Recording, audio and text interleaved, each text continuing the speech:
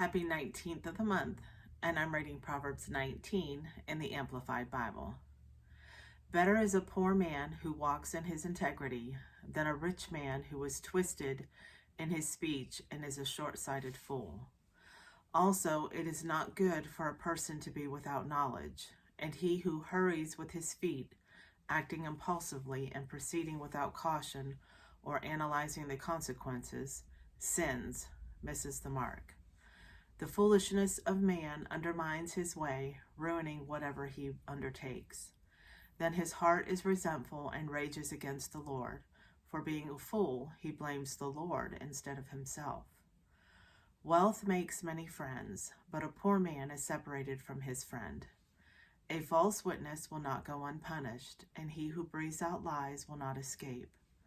Many will seek the favor of a generous and noble man, and everyone is a friend to him who gives gifts. All the brothers of a poor man hate him. How much more do his friends abandon him?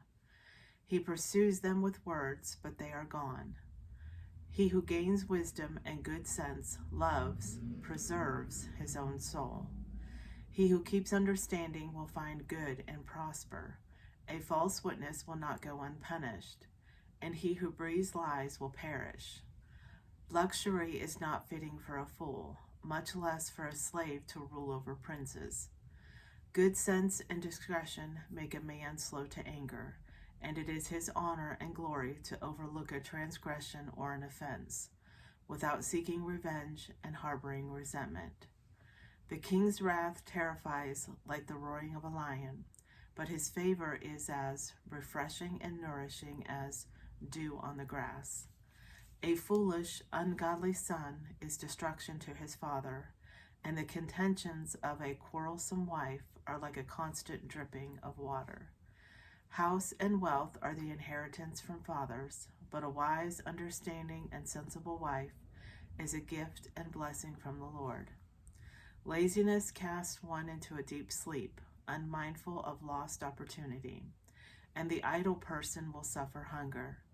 He who keeps and obeys the commandment of the Lord guards his own life.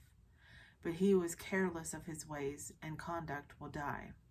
He who is gracious and lends a hand to the poor lends to the Lord, and the Lord will repay him for his good deed.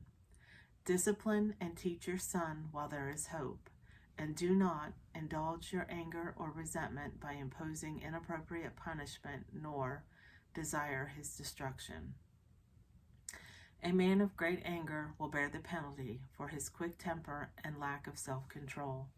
For if you rescue him and do not let him learn from the consequences of his action, you will only have to rescue him over and over again. Listen to counsel, receive instruction, and accept correction, that you may be wise in the time to come. Many plans are in a man's mind, but it is the Lord's purpose for him that will be carried out. That which is desirable in a man is his loyalty and unfailing love, but it is better to be a poor man than a wealthy liar. The fear of the Lord leads to life, so that one may sleep satisfied, untouched by evil. The lazy man buries his hand in the food dish, but will not even bring it to his mouth again. Strike a scoffer for refusing to learn, and the naive may be warned and become prudent. Reprimand one who has understanding and a teachable spirit, and he will gain knowledge and insight. He who assaults his father and chases away his mother is a son who brings shame and disgrace. Cease listening, my son, to instruction and discipline, and you will stray from the words of knowledge. A wicked and worthless witness mocks justice, and the mouth of the wicked spreads iniquity. Judgments are prepared for scoffers, and beatings for the backs of thick-headed fools.